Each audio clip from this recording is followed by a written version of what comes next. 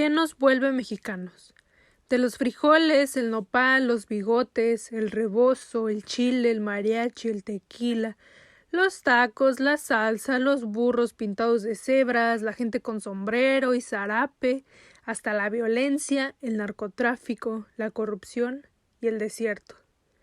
Desde la imagen del indio dormido debajo de un sombrero hasta la del personaje machista y ladrón.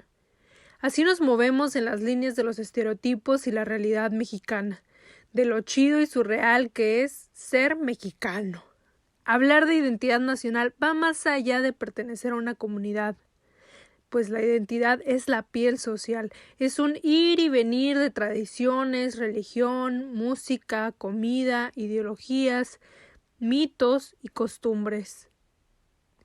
Mientras que Octavio Paz nos define como máscaras, seres que no se abren y que crean un caparazón en donde los problemas no nos agobian y nadie descubre nuestra identidad, para quien es preferible usar una máscara que enfrentar la vida, para los mayas hablar de un ser creado del maíz es hablar de nosotros, nuestros ancestros, deidades, tristezas, alegrías y hambres mexicanas. El maíz es una unión de la piel y la sangre. El mito de la fundación de Tenochtitlán, cuna de la cultura azteca, nos remite a un águila sobre un nopal devorando una serpiente. El mito, su imagen, se bosqueja a través de la historia. México, por su etimología nahual, lugar en el ombligo de la luna. Construye sus símbolos identitarios sobre la base del mito y los proyecta en su presente.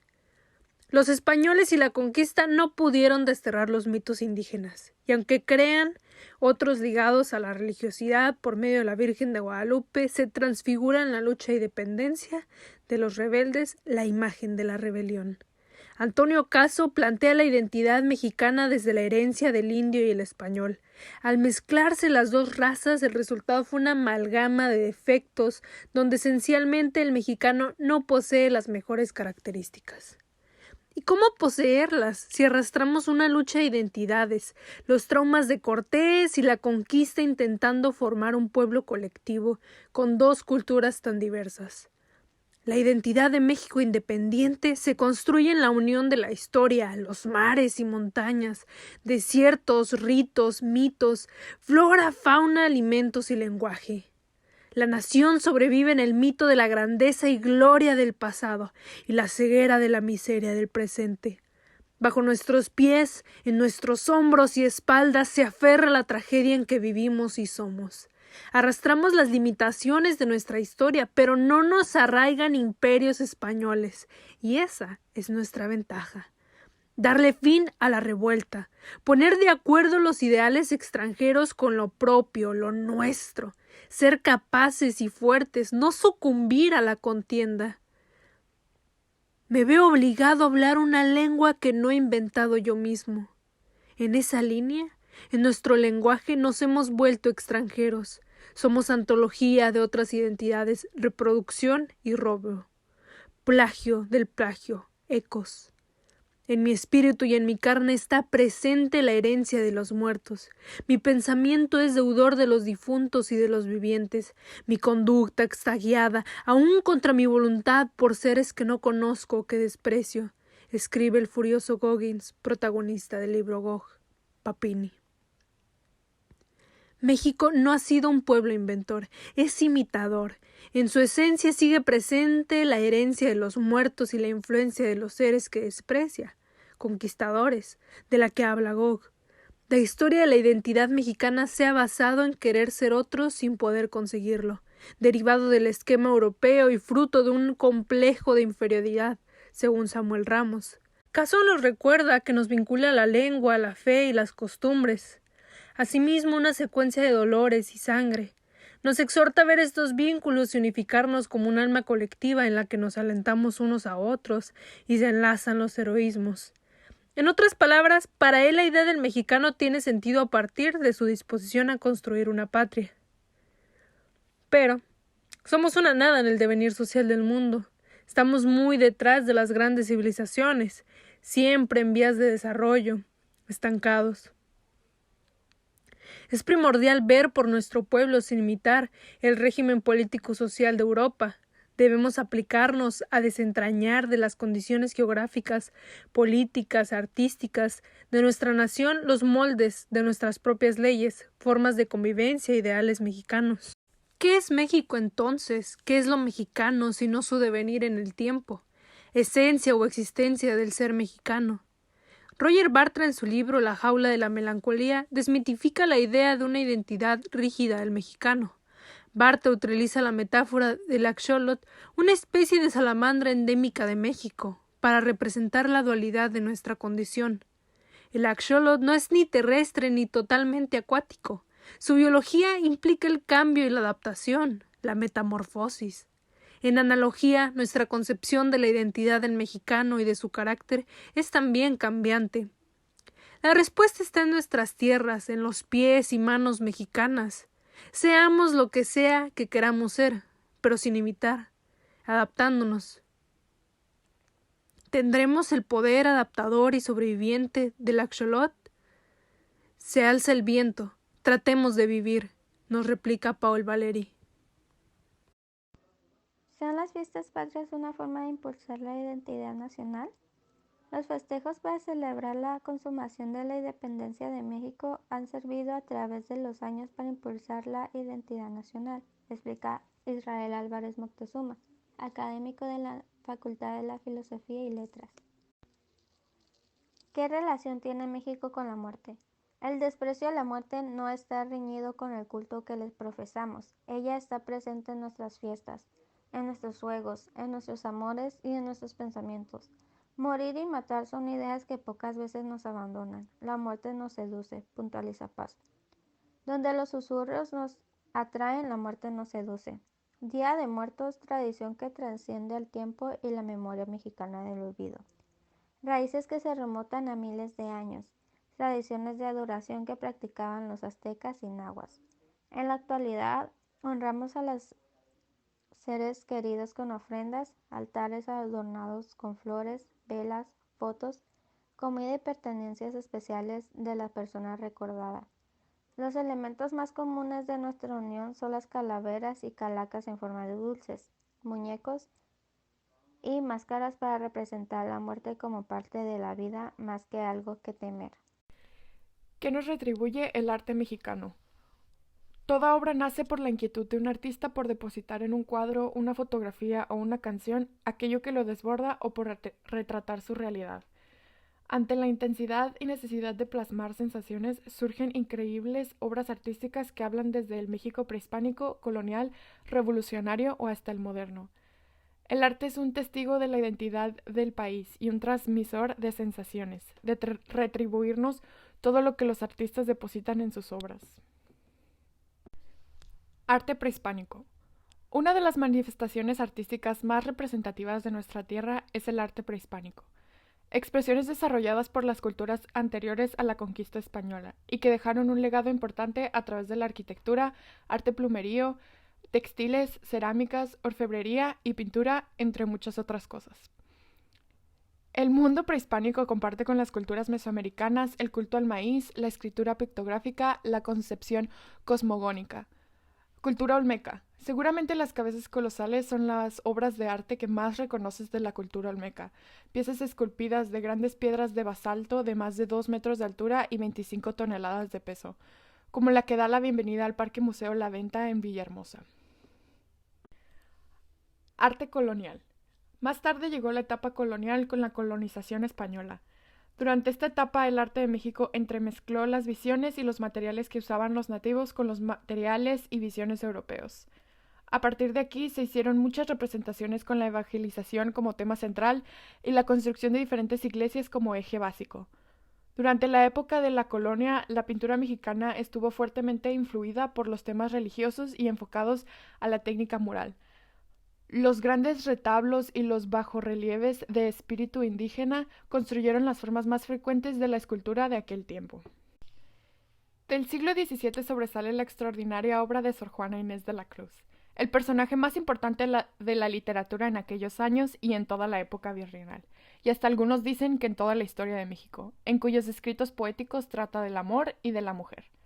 Objeto de las más profundas reflexiones, la 10ª musa, como la llamaron sus contemporáneos, sigue siendo insuperable por la universalidad de sus pensamientos, la brillantez de su ingenio, la corrección de su prosa y la magnificencia de su poesía, aunados a un manejo insuperable de lo alegórico y un conocimiento profundo de innumerables materias, hicieron una aportación inestimable al mundo de la cultura. Etapa del siglo XIX. El arte mexicano tuvo una gran influencia con el arte neoclásico. Por ello, muchas de las obras que podemos observar de arte mexicano se ven distintas y diversas características del neoclasicismo. Aunque pasado algunos años volvieron a surgir los temas de los antiguos indígenas que fueron representándose con las influencias neoclásicas. Existieron dos razones por las cuales se desarrolló la modificación de los temas.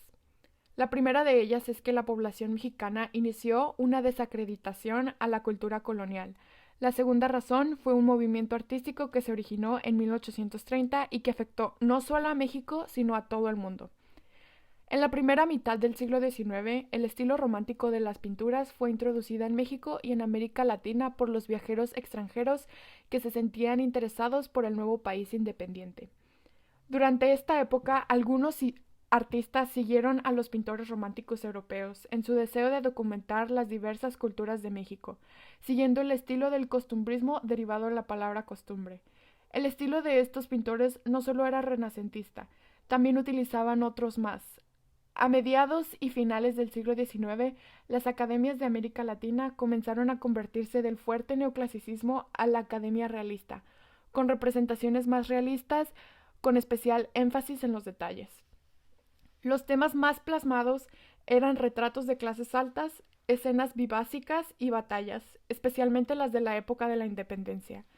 El arte del siglo XIX empezó a decaer la dependencia, sobre todo a finales del siglo XIX y principios del siglo XX.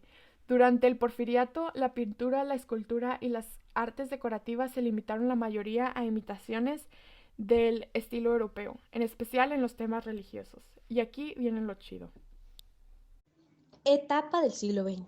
La Revolución Mexicana de 1910 a 1920 tuvo dramáticos cambios en el arte mexicano, creándose una producción de arte con relación a la propaganda política, conocida como el Movimiento Muralista Mexicano, que redefinió el arte mexicano, siendo José Vasconcelos el iniciador del movimiento muralista en México.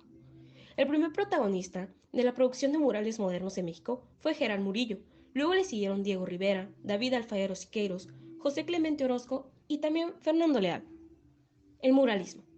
Esta técnica plástica se convirtió entonces en la forma de transmitir a la población la historia patria a través de un estilo artístico, como una forma de difusión hacia la historia nacional por medio de imágenes, para aquellas personas que no sabían leer o escribir, buscando consolidar los ideales de la Revolución Mexicana. Aquí comenzó a fomentarse una vanguardia artística, a la cual se le llamó nacionalismo cultural, definido como la aspiración de un pueblo a obtener determinado nivel de independencia respecto a condiciones externas, y se buscaba la identidad a través de un regreso a los orígenes del pueblo mexicano. El primer movimiento importante después del muralista fue el de la generación de la ruptura, que comenzó entre los años 1950 y 1960, con pintores como José Luis Cuevas, Gilberto Aceves Navarro y Rafael Coronel, que rechazaron el realismo social y el nacionalismo e incorporaron el surrealismo, las paradojas visuales y los elementos o estilos de la pintura del Viejo Mundo. A partir de los años 1960 y 1980, el arte neoexpresionista fue representado en México por Manuel Felgueres, Teresa Cito y Jan Hendricks, realizando obras abstractas con trabajos no figurativos, estos llenos de color y contraste. El principal objetivo de los artistas de la generación de la ruptura era romper con el arte oficial izquierdista y revolucionario de los muralistas, un arte político y activista que dejaba muy poco margen de acción o propuesta, para, en fin, hacer un cambio, ofrecer una gama distinta de temas y objetivos artísticos tan variados como cosmopolitas. Las obras de generación de la ruptura podrían caracterizarse por incorporar ciertos grados de abstracción, el uso de diversos formatos y materiales o temas que van desde lo psicológico hasta lo social, y así dejar a un lado el nacionalismo y la obsesión por lo mexicano que caracterizaba a todos los muralistas. Se dice que Manuel Felgueres afirmó alguna vez, a propósito de la generación de la ruptura, que nunca fuimos un grupo estético, nuestra intención era la autenticidad, teníamos que crear un estilo propio. A mediados de los siglos de 1980, El siguiente movimiento importante en México fue el neomexicanismo, una versión un poco surrealista, un tanto kitsch y posmoderna del realismo social que se centró en la cultura popular en vez de la historia. La pintura figurativa de la época se distinguió por la pluralidad, se expresó a través de diversas modalidades o tendencias y, claro, no se limitó a la exploración de lo mexicano. A la distancia, podemos ver que toda esa década se desplegaron una gran variedad de discursos plásticos y visuales. La producción de la época revela la riqueza de la temática, la historia, la identidad de género e incluso la patria, o el poder, la religión y la sexualidad. Fueron múltiples las propuestas de las pinturas figurativas. Postmodernismo. El arte mexicano de la década de 1990 hasta la actualidad se clasifica como posmoderna, con artistas importantes como Betsabe Romero, Mónica Castillo, Francisco Larios, Marta Chapa y Diego Toledo. El arte mexicano alcanzó de nuevo su apogeo en la década de 1990, gracias a los bienales, ferias de arte y exposiciones internacionales fuera de México. Artesanías y arte folclórico mexicano. Conocido como artesanía en México, es una compleja categoría de artículos hechos a manos o en pequeños talleres con fines utilitarios, decorativos u otros. Estos incluyen cerámicas, tapices, ciertos tipos de pinturas y textiles. Al igual que las artes más formales, las artesanías tienen raíces indígenas y europeas y se considera una herencia étnica de México. Este vínculo entre el arte y la identidad cultural fue fuertemente forjada por la élite política, intelectual y artística del país en la primera mitad del siglo XX, después de la Revolución Mexicana. Artistas como Diego Rivera, Rufino Tamayo y Frida Kahlo utilizaron las artesanías como inspiración para una serie de pinturas, murales y otras obras. A diferencia de las bellas artes, las artesanías son creadas por personas comunes y de herencia indígena, que aprenden de su oficio de manera formal e informal. La vinculación entre las artesanías y la identidad mexicana continúa en la televisión, el cine y la promoción del turismo. La cocina mexicana es conocida por su suculencia y su gran variedad. Sus orígenes se remontan al periodo prehispánico, cuando una gran cantidad de platillos giraban alrededor del maíz, junto con otros ingredientes como chiles, frijoles, calabazas, aguacate, tomate, cacao, nopal, carne de conejo, armadillo y guajolote, así como los insectos, ranas, tortugas y una gran variedad de frutas como ciruelas y pitayas.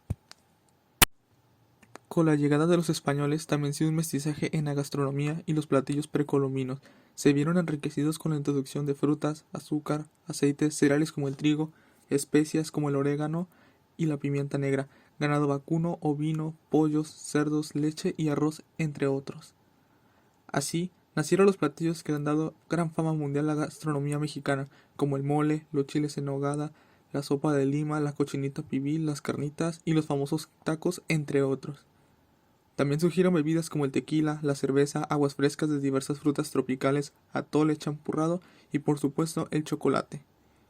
En cuanto a los postres, también la cocina mexicana tiene muy importantes aportaciones como el flan, la capirotada y la gran variedad de dulces tradicionales elaborados con leche y azúcar. Música en México. El uso de la música es una característica esencial sobre todo en las fiestas religiosas, aunque su uso no se limita a ellas, sino también al esparcimiento y goce del espíritu.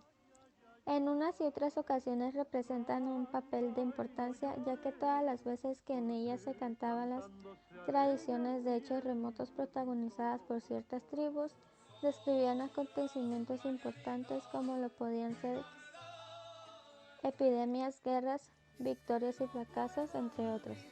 La música en México es rica en variedad de géneros, ritmos y temas.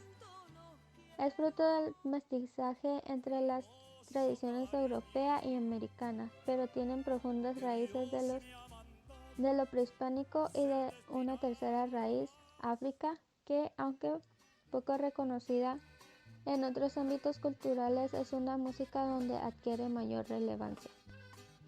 La música indígena estaba basada en percusiones e instrumentos de viento. Existen pocas referencias que permitían conocer cómo era en realidad la música antes de la llegada de los españoles. Sin embargo, del último periodo de la civilización mesoamericana se sabe que existía una deidad patrona del canto, la música y el juego. Se llamaba Xochipilli, el príncipe flor. Mientras tanto, la música mestiza nos encontramos en mariachi, asociado a las grandes figuras de la canción mexicana, ranchera. El mariachi es originario del occidente de México, específicamente de los estados de Nayarit, Colima y Jalisco, que se disputan su paternidad. Lo cierto es que en un principio el mariachi era una orquesta popular e indígena, y su indumentaria nada tenía que ver con la del charro, es decir, el traje de los ricos hacendados ganaderos, e interpretaban los sones de mariachi. Con el auge del cine mexicano, las películas de Jorge Negrete, Pedro Infante y Javier Solís dieron a conocer el mariachi así como un México rural idealizado. La banda regional es un tipo de ensamble musical de género musical tradicional y popular, el cual es culturalmente establecido a fines del siglo XIX. Es un género con remanentes europeos e interpreta un repertorio variado en las formas musicales, en el que predominan sones tradicionales, rancheras, corridos, polcas, valses, mazurcas, chotis, todo ello adaptado a la sensibilidad de los habitantes de esta región mexicana, además de música popular como balada romántica y cumbia. La música norteña es un género de música folclórica y popular de México, interpretado por un conjunto norteño que consiste en una instrumentación de acordeón y bajo sexto, en algunas regiones conocida como farafara, con la adición de contrabajo, conocida en México también como tololoche. También incluye tarola y ocasionalmente saxofón. A menudo conjuntos más modernos suelen implementar batería y bajo eléctrico, en lugar del tradicional contrabajo y tarola. Algunos de los grupos más conocidos de este género musical son Ramón Ayala, Los Cadetes de Linares, Los Tigres del Norte, Grupo Pesado, Intocable y Tucanes de Tijuana. El huapango es un género musical mexicano basado en compás ternario, interpretado en diversas formas. Las más conocidas son tres variantes: el huapango típico, el huapango norteño, interpretado por conjunto norteño, y el huapango de mariachi. La música de marimba es la música interpretada ya sea por una, dos o más personas, un ejecutante en el área de sonidos graves o bajos, o por una orquesta de marimbas a la cual se agrega bajo eléctrico o contrabajo, batería y un instrumento de aliento. Su repertorio tradicional es de sones y canciones del sureste, además de otras formas musicales típicas del país. El son jarocho es la expresión musical propia de la cultura jarocha, parte de los estados de Oaxaca, Tabasco y Veracruz. Se practica esencialmente en la fiesta tradicional de los jarochos, llamada Fandogón Jarocho, donde se combina con la danza zapateada y la poesía cantada. Esta expresión artística también es ampliamente practicada por ejecutantes que no son de origen jarocho. La música tiene un ritmo armónico, generalmente sesquialtero, con síncopas y contratiempos. La lírica tiene coplas cambiantes llamadas versos, y la danza se basa en el zapateado con algún carácter similar en algunas regiones de México. Del tamal a la esperanza. El tamal achaca, nacatamal, pastel de hoja, bollo de maíz, pamoñas, motica o huminta es el plato de festejo y de culto desde épocas milenarias que une a toda Latinoamérica. Existe evidencia arqueológica que muestra el tamal como parte vital en la vida cotidiana de algunas culturas prehispánicas de México y Centroamérica, pues se usaban en rituales religiosos, en ofrendas, en los rituales del matrimonio, como alimento de los guerreros y la ofrenda de los muertos. Los primeros cronistas de la Nueva España empezaron a registrar la palabra tamal o tamaye náhuatl, que significa envuelto cuidadoso, como un alimento cubierto en totomostle u hojas de maíz. En el acto de comer marcamos el sentido de comunidad, de aquello cercano y familiar. La comida implica el terruño, la confianza, la proximidad y el celo que tenemos con quienes compartimos los alimentos. En nuestra comida saboreamos la identidad y la cosmovisión de nuestro país, entre gustos, sabores y preferencias culinarias. Si existe una forma en la que podemos identificarnos, es como latinoamericanos, pues nos unen los tamales y la esperanza por el progreso de nuestros países. Lejos de la historia, juntos por el continente, pero no revueltos. Tenemos el reto como latinoamericanos de aprender a colaborar, a salir de la sombra del imperio y unirnos en la experiencia común, pero sin perder nuestras identidades individuales. De un bolillo pa'l gusto hasta el tamal como protagonista en la historia, un comensal de primer orden en la existencia latinoamericana que nos envuelve cuidadosamente.